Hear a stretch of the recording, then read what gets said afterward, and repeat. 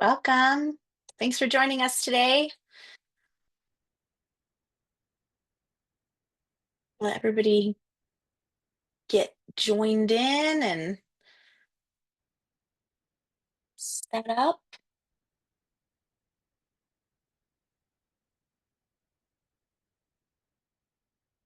All right. Hi, everyone. Got a few more people coming in. All right. Welcome. Today we are here to discuss successful implementation in year one. And I'm so excited for our conversation today. As we're letting a few more people join the session, take a minute and just think about this question leading into our conversation. What barriers has your site faced with curriculum implementations in the past? Just think of some of those barriers. We'd love to hear your thoughts in the chat. You can add those to the chat box.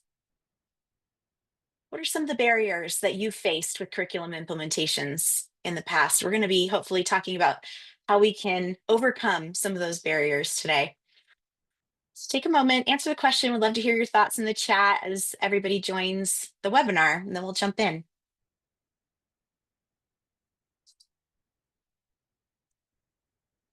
Budget, right? That's a biggie. Yeah, curriculum that doesn't work, ineffective curriculum, student engagement. Yeah, that's a big one. When you have something going and then it doesn't get renewed, so you have to change. Resistance to change. Yes. Mm. Oh, perfectionism. That's a good one. Yeah, teachers are afraid to try it because they don't feel like experts. And so they just kind of fall back on what's comfortable and familiar. Yeah, that's a good one. Schedules, assessing aligned to report cards, funding to purchase everything. Yes, these are good. These are great examples of some of those things that we all face. Love it. Yeah, I think the chat is only showing for the host, so I'm kind of calling out as I'm seeing them come in, but yeah, that's correct. Hey, these are a lot of good examples of some of the barriers that we see. And these are some of the things we're going to talk about today. We're going to discuss implementation and specifically those early stages, planning and getting something going in your school or your district. My name's Shannon Bowles. I am a educator. I'm an educator and a partnership consultant with Reading Horizons.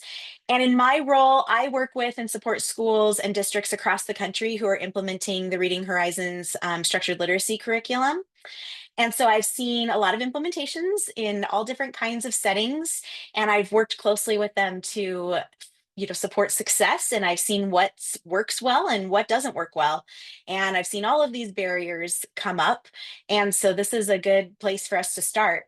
And I'm really looking forward to facilitating a discussion today with our guest, Dr. Jennifer Thronson. Jennifer, can you introduce yourself and share a little bit about your background? Absolutely. So I started out as a classroom teacher in elementary and middle schools. I've served as a district office specialist for multilinguals and English language arts. I've worked at the state level as the literacy coordinator and the director of teaching and learning for the state of Utah.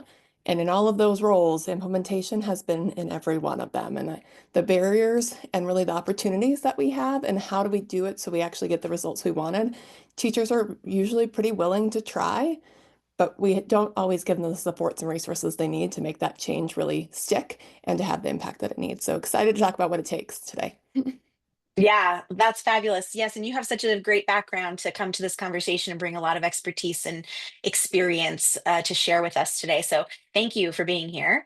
Um, so what Jennifer was sharing just now is kind of how that implementation piece is so key. And we're going to talk a little bit about implementation science today. And that sounds maybe a little intimidating, but you're probably already engaged in implementation science without even knowing it. A lot of times we have an evidence-based program or practice that we're trying to get going in our school or our district, and we expect to see positive student outcomes from that instruction or that practice. And then sometimes we don't see the outcomes that we're looking for, and we wonder kind of what's going on. And there's this piece in the middle that's really key. We have to have evidence based instruction, yes, but it has to be implemented well in order for us to see those student outcomes. And that's where implementation science comes in. What deliberate strategies are facilitating successful implementation? And this idea is kind of how we're going to ground our conversation in both this webinar today and the webinar that we're hosting next week. So there are four phases of implementation that we're going to cover. Today, we'll be focusing on the initiation phase and installation. Thinking, get started, choosing something, and then getting it going in year one. That's kind of what we're going to talk about today. In our session next week, part two of this webinar series, we'll be focusing more on the improvement and integration phases. So thinking more about what do we do after year one? How do we sustain something and continue to grow it and keep the momentum? So join us next week for that as well. There are a few key domains within these phases that we're going to discuss today that are really critical for us to talk through. So as we're thinking about that initiation, choosing something and getting it started, we're going to talk specifically about some of these steps that will guide you as you move through these two phases. Planning, that's a biggie. Knowledge and building leadership. And I didn't mix up the order of those words. We're talking about knowledge for everyone and then building leadership that's running it. Ongoing support and accountability and sustainability. So those are kind of the four steps that we're going to discuss today as you are launching something new. Let's start by talking about planning. Who, what, why, when. We want to be really intentional about how we move into implementing a new program or practice. And we can do that with careful planning. So, what are some of the things that we want to have on our radar as we're planning intentionally for launching a new program? We're going to start by talking about the who. Who needs to be involved? We want to gather a diverse group of stakeholders to lead the implementation. And this is really important because as we bring in more voices, they may think of barriers that you don't see through your lens. And when we can't anticipate those, then we can plan for overcoming them. You also want to have a variety of stakeholders in your planning team across your organization, because that's generally going to lead to better communication around choices and more buy-in. Choices and decisions that are made by that diverse group are going to be well respected and aligned on rather than just like a unilateral, I've made this decision, we're all going to do it. Right. And I've listed some stakeholders here that you might consider integrating into your team. So Jennifer, tell me, are there any stakeholders not listed here that you've seen included in planning teams? And what are kind of the benefits you've seen where there's a big diverse group involved in that planning process? Yeah, I think some that come to mind is like cabinet level leadership. When you're doing like a district-wide initiative, you need those folks bought in. You need those folks being champions, so that it feels like we're all in this together. Mhm. Students, depending on the age and what the curriculum or practice is, student voices can be really useful, Yeah. as well as like just other support services. So here we've gone with the traditional educator, but speech pathologists, special education educators, paraprofessionals, thinking about whoever's going to be impacted by the practice, having someone to represent them at the table is really valuable. And thinking about just bringing those people together, what are we all aiming for? And then let's design forward. But you brought up barriers, and I think that barrier piece is those multiple perspectives do bring in potential barriers that we all can generate solutions to in advance of the implementation, which is super helpful. Yeah, yeah. We don't always think about every single angle if it's not our experience. And so it's good to bring all those people in. Thank you. Those great additions to this list of other people you would want to consider bringing to the table for this planning piece. And community partners, that came up in the chat as well. Thank you. Yeah, so gather your team, get your stakeholders together, and then you need to align on your goals and your vision for the implementation. It's really important that we have those clear goals for the adoption or for the implementation of the practice or program that you're looking at. You need to have that why in mind, and you need everyone to agree on that. Also, how are the goals for a specific program adoption or specific practice adoption, how are those aligning with your district initiatives? Thinking about how that fits in with your larger vision for your organization.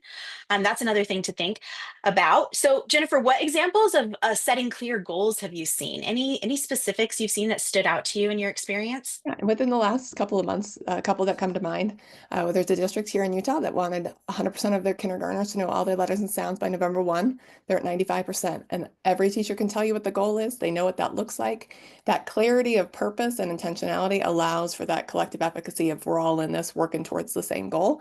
And another one is I do school coaching, and one of my schools is working on oral reading fluency because across the grades, they don't have fluent readers. And so we've built in these classified interventions and that clarity of like, what are you aiming for by the end of the year? We also have monthly goals. Like if we want 60 by the end of the year, what do we need in May? What do we need in March? What do we need in January to help us get on that way? And that clarity of what we're aiming towards and the ability to look and monitor our progress towards that and adjust our instruction is really powerful when we're talking about why are we doing it? It's about the kids. What do we want them to be able to do? And what is that goal that's going to help us to achieve that?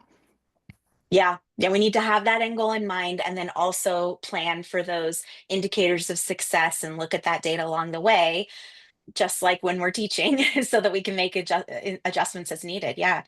That's fabulous. I love those really specific examples. When we know what we're looking for, we can get there. And that's so great to hear success happening, Yeah. aligning with those Clarity goals. matters because when you as a teacher know what you're going for, you can all do it together instead of feeling like, what are we aiming for? It's really that clarity is that Yeah. kindness that we can bring.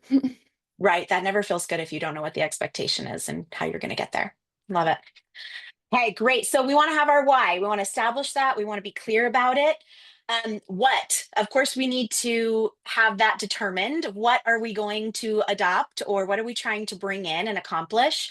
So, if we're talking about a program adoption, establishing some clear guidelines or a rubric for evaluating materials and considering all the things that you're going to need for that adoption. What you choose does matter, especially if we're talking about we're coming kind of from the lens of literacy, and so if you're looking at a literacy adoption of some kind. We want to make sure that it's aligned with the science of reading, that it's following those evidence-based best practices. You need to kind of know what you're trying to accomplish with the thing that you choose. Are you looking for a program that's addressing all components of reading? Are you looking at a core program, a supplemental program? What are you looking at? That will change how you look at the program itself. And there are some good places to start. Many of you know about Ed Reports. Ed Reports is focused on giving guidance on how programs align with Common Core standards. But then another one to look at for sure is the Reading League's curriculum navigation reports. This is a really strong resource that will show you how well programs align with the science of reading. So looking at the research specifically on reading, it's looking at how well those are integrating those best practices that align with that evidence-based research. So that's a great place to start. And of course, we all like to talk to our neighbors. We want to see what they're doing and see how they're having success. So that's another big piece. And anything else that you think Jennifer, as you're thinking about like how curriculum adoption committees are approaching this process of choosing what they're going to do. I think the other consideration is like is this product or practice going to serve and considering your population. So if we have a lot of Mhm. multilingual, does this product address the needs of multilinguals, or is that something our teachers are going to need to bring through their professionalism? Really looking at the population that you're looking to serve to ensure it's going to meet those needs. Because yeah, it might align with the Right. reading, but it may not meet particular student populations. And so thinking about those dynamics. Yeah. And even just like if you're working in secondary, that's a whole nother area to consider versus elementary grade levels. Yeah, definitely. I love it. Okay, so we're selecting our what. What are we going to implement? We want to make sure we have all the components that go with that. And this is the biggie. When? Time. One of the top barriers teachers identify to implementing curriculum is time. And if you're in education, you know this. Time is like the one thing that we that we wish we had more of. Teachers need time to learn. They need to learn how to approach this new program or practice that we're asking them to do. They need time to plan for it and they need time to teach it. So it's really important that as you are considering this installation of something new, you're looking at your master schedules. You're considering, speaking to literacy, your ELA block as a whole and what all needs to happen during that time, looking at the recommended time investment of whatever you've chosen to implement, and then making sure teachers have the time to do it, to plan for it, and to execute it in the classroom. So those are really important. A couple things come to mind here as we're talking about this, Jennifer. So how do you feel like you've seen schedules shift with new implementations? Yeah, so you might buy a product that requires more time, or you have a new piece that you've added a supplemental and it's carving out those times. So it definitely happens. I think it's knowing what does the research say. So some programs are lack clarity of like this should take you this many minutes, or it has a fluency component, but it doesn't include how long that should be, which the research would tell us 10 to 15 minutes a day. So like Right. thinking about what do we know from the science, what does the program say to do? And then really, how are kids responding? Because a program might say it needs this many minutes.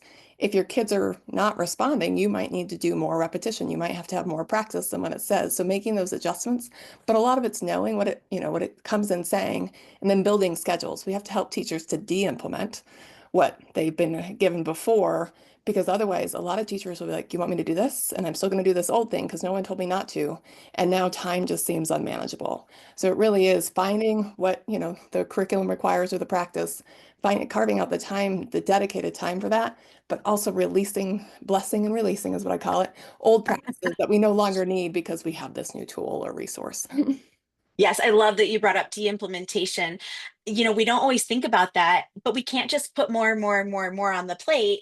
We can't do all of that well. And so when we're thinking about adopting something new, we also need to be thinking about, what are we removing? What are we de-implementing during this time too? And being clear across the board about that de-implementation as well. Because you mentioned teachers don't feel like, well, no one told me not to. So they're going to keep doing that thing they think is expected.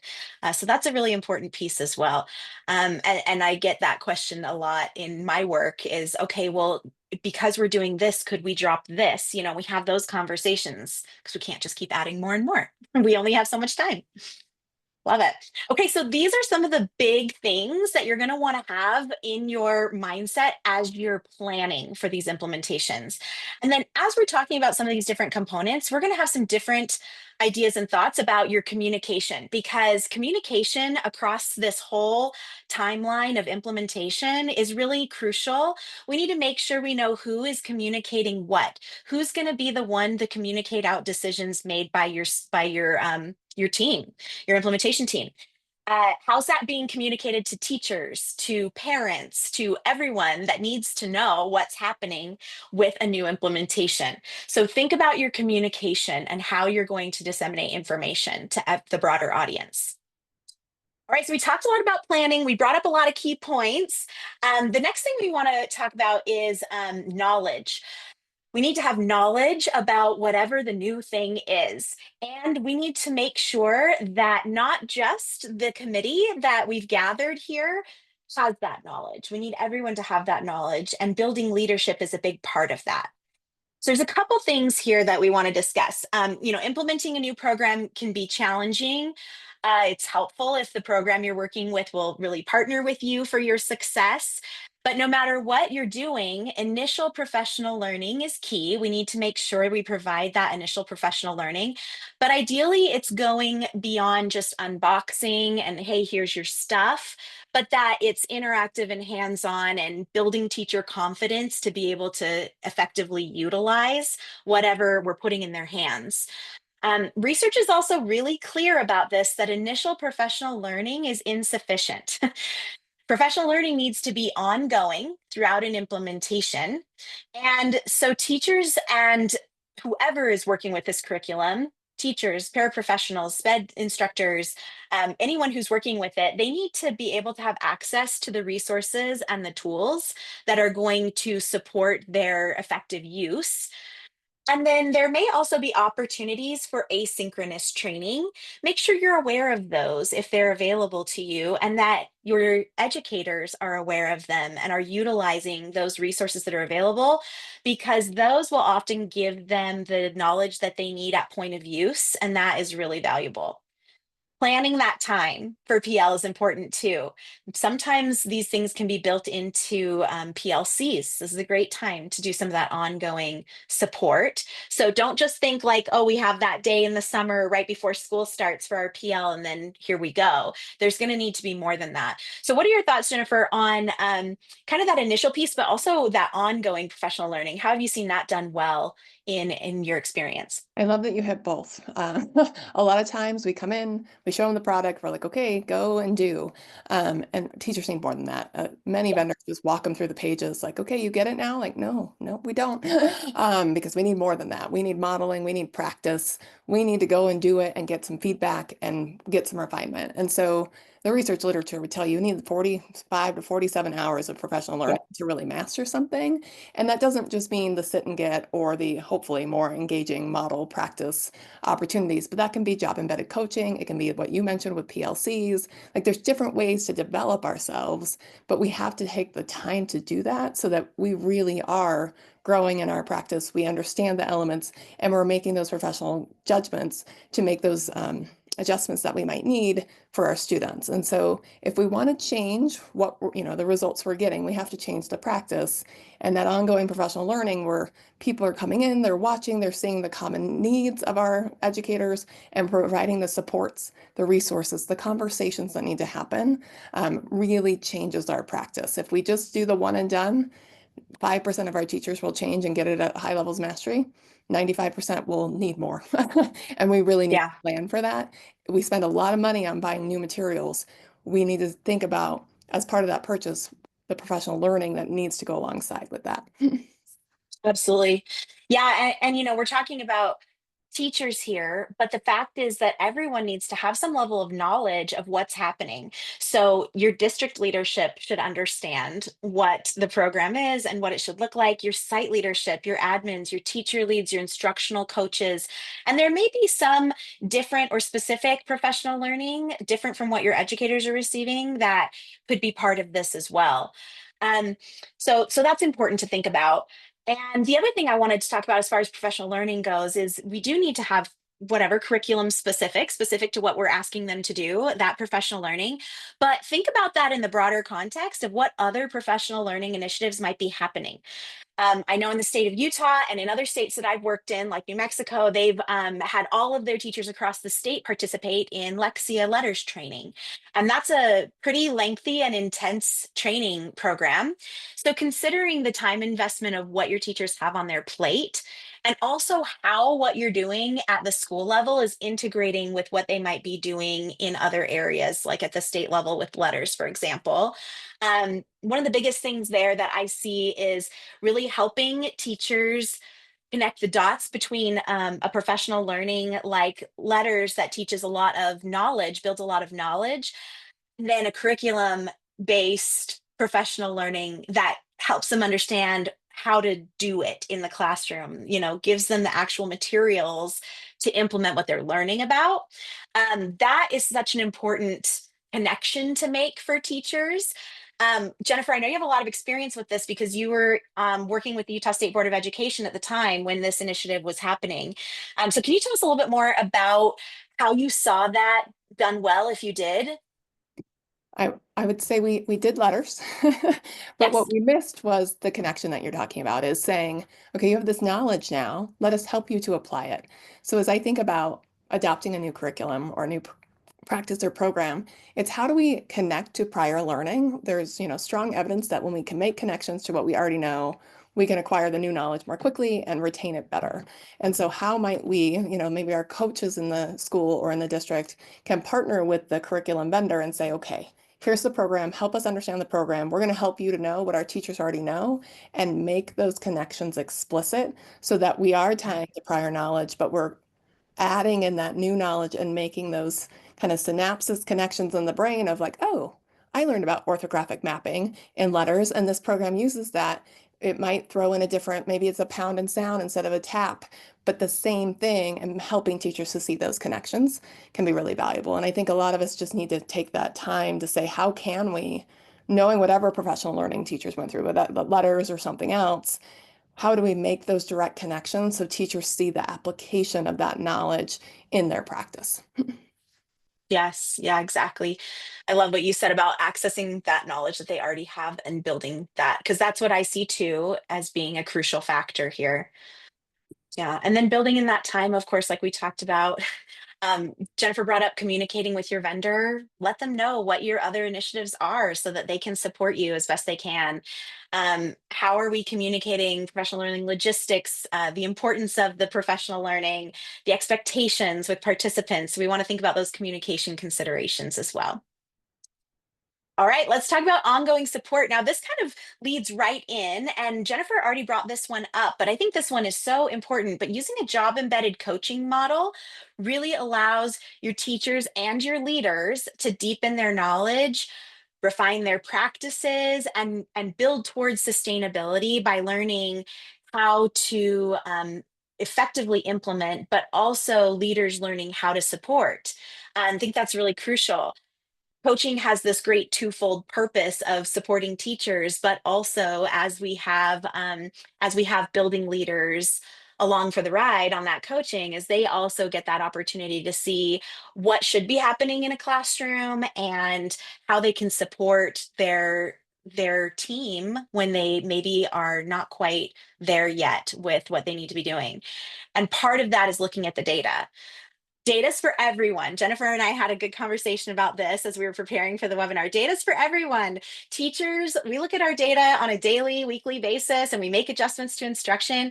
And our leaders should be doing that too. Administrators should have access to and be analyzing that data on a regular basis, not just waiting for middle of year, end of year, but looking at teacher data, student data, trying to get that picture of, who's doing great, who can we shout out and celebrate, who needs support and what kind of support, so we can tailor that as we're getting started.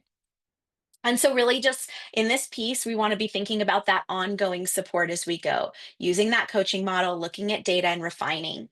I really like this communication question, though, here.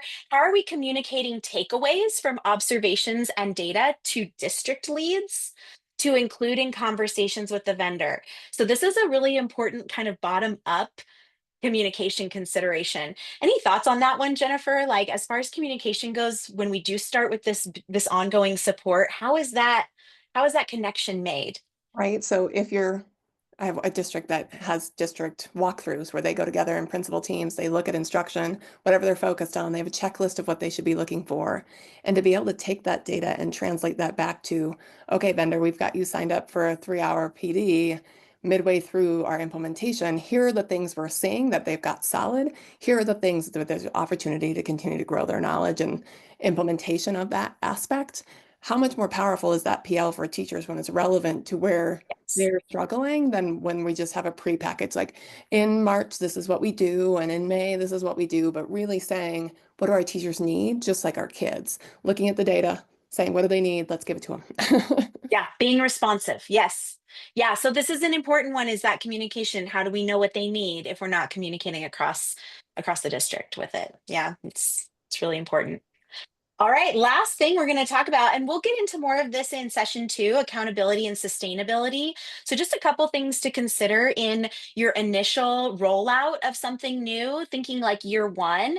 We want to think about measurable goals, those smaller expectations that we hope to see along the way in year one. What are indicators of success here?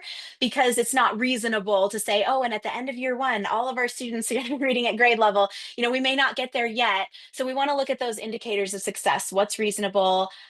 And then measuring that. And so having progress metrics already determined, for teachers, for students, for leaders, what are some of those progress metrics? For example, are teachers utilizing all of the materials? Are their posters up? Are they using the teaching manuals? Are we seeing student data, student outcomes increase the way we would expect them to? Are we getting student responses or engagement with this initiative? And then leaders, are we communicating? Are we doing walkthroughs? Are we gathering teacher feedback? So a lot of progress metrics that you can determine on your team that will be relevant to your context. But we want to have those in place so we can be monitoring how well things are going in year one. And then reflecting and evaluating and making those adjustments. So celebrate wins. What's going well? What schools or teachers are standouts with this? What are the additional needs we're seeing? We talked about that with the ongoing support with that coaching model. And how are we planning for moving forward towards sustainability? How do we plan that for the long term? Today we focused on those early stages, and that's really important. But what comes next? Okay, so that's really what we're going to be focusing on in our next session. Next Wednesday, we'll be talking to an ELA lead at a district about how long-term implementation can happen successfully. We have a few things for you today as we wrap up, a couple resources to share. First of all, these will come to you in your email tomorrow, and you will get the Science of Success in Schools brief. This is from Dr. Thronson. She's sharing this with us, as well as an implementation to-do list. We talked about a lot of things to plan for, and this will give you that all on one sheet as you're preparing for an implementation, as well as a book giveaway. Dr. Thronson has written a book, and we are so excited to be partnered with her for this. If you are registered for the webinar, which you are if you are here, then you are already entered, and we will announce the winner on Reading Horizons social media, as well as contact the winner directly.